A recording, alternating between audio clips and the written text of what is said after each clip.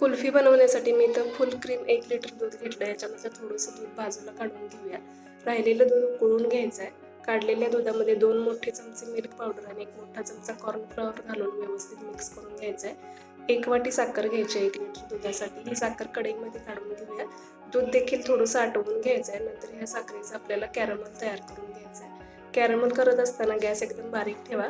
साखर तुम्ही तशीच वापरली तर चालेल. कॅरमल केल्यामुळे फक्त कुल्फीला कलर विकत मिळते तसा येईल.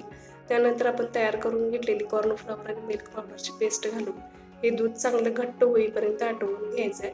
पूर्ण थंड करून घ्यायचं आहे हे मिश्रण. त्यानंतर आवडत असेल तर हे मिश्रण तुम्ही मिक्सरमध्ये फिरवून घ्या किंवा मग अशीच कुल्फी सेट केली तरी चालेल.